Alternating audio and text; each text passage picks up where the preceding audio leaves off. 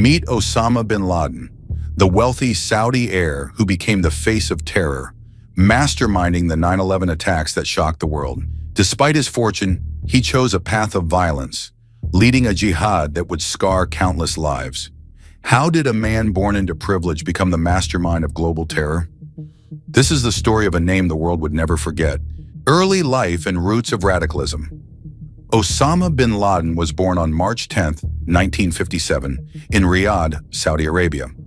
His father, Mohammed bin Laden, was a self-made millionaire, having built a construction empire through sheer determination and close ties to the Saudi royal family. By the time Osama was born, he was set to inherit unimaginable wealth. His family's influence spanned the Middle East, with ties so close to the Saudi monarchy that they were entrusted to maintain some of Islam's holiest sites, including Mecca and Medina.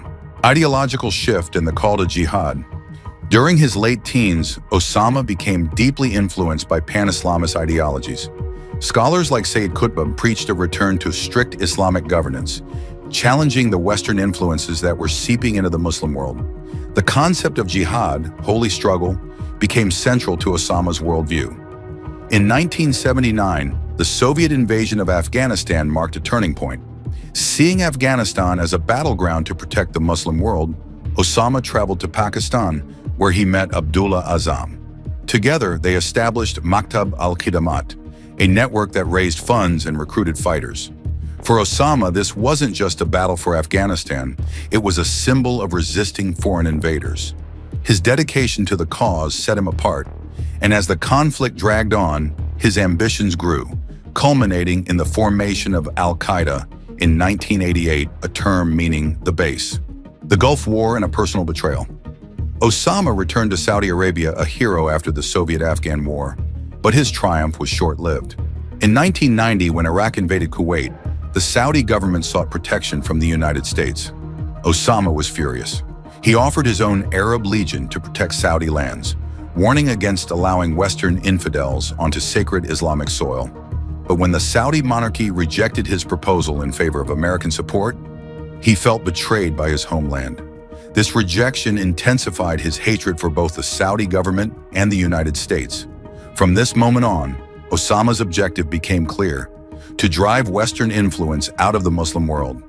The Saudi government, alarmed by his public denouncements, exiled him in 1991. This act of exile pushed him further into radicalization and led him to establish a new base of operations in Sudan, establishing Al-Qaeda and rising infamy. In Sudan, Osama built a network that expanded Al-Qaeda's reach, recruiting fighters and launching attacks on American interests.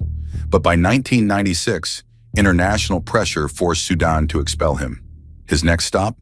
Afghanistan, where the Taliban welcomed him with open arms. From this sanctuary, he called for jihad against the United States, condemning American presence in the Middle East and support for Israel. In 1998, Al-Qaeda orchestrated simultaneous bombings on U.S. embassies in Kenya and Tanzania, killing hundreds. The brutality of these attacks caught the world's attention, and Osama was now America's #1 enemy. But he was just getting started. Driven by a fierce sense of retribution, bin Laden orchestrated one of history's most notorious attacks. His plan?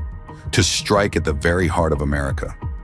Cells were established in Arizona, Florida, and California, preparing for the ultimate target, the World Trade Center. The events of September 11, 2001 are etched into global memory.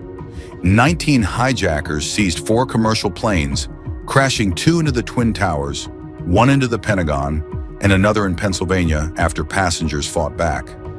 The world watched in horror.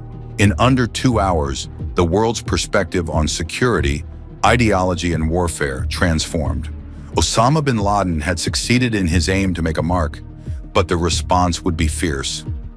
September 11th unleashed a global war on terror. The U.S. invaded Afghanistan, targeting the Taliban and Al-Qaeda. Osama, however, was nowhere to be found. For years, he remained elusive, hiding across mountainous terrains, moving from one cave to another, protected by loyal fighters. In 2005, he found refuge in Abbottabad, Pakistan, in a high-security compound. With towering walls, barbed wire, and minimal windows, The fortress served as a hidden prison as much as a sanctuary. As years passed, the U.S. intelligence agencies kept watch, tracking leads until a trusted courier finally exposed bin Laden's hideout.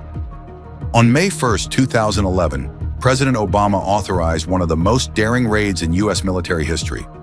Navy SEALs were dispatched in 2 Black Hawk helicopters, their target, the Abbottabad compound. The mission was swift but intense. Within minutes, SEAL Team 6 engaged with bin Laden's guards, navigating the compound until they reached the 3rd floor. There they encountered their target. The end came with a single gunshot.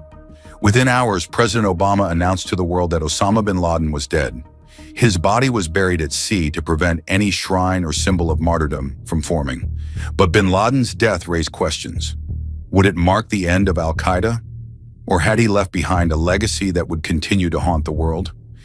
Even after his death, the scars left by Osama bin Laden run deep. Al-Qaeda evolved, and remnants of his ideology sparked new terror groups, including ISIS. The world he had sought to change is forever altered, from heightened airport security to the ongoing struggles against extremism across the globe. Osama bin Laden's story isn't just a tale of one man's hatred. It's a cautionary account of how ideology, betrayal, and fanaticism can reshape history. He is gone, yet his actions continue to ripple through international relations, fueling the ongoing fight against terrorism. As we remember his life and the path he chose, we're reminded of the devastation that can arise from radical beliefs and unchecked power. This is not just the story of Osama bin Laden. It's a story of how one man's vision left a legacy of fear and conflict that altered the world forever. In the end, we're left with a question. Could anything have changed this course? Or was the world destined to bear the scars of a single man's radical vision? Want more deep dives into the lives of history's biggest influencers and public figures? Hit like and subscribe to Documentary Hub, where we bring their stories to life every week. Don't miss out on the next captivating story. Thanks for watching this video. See you in next video.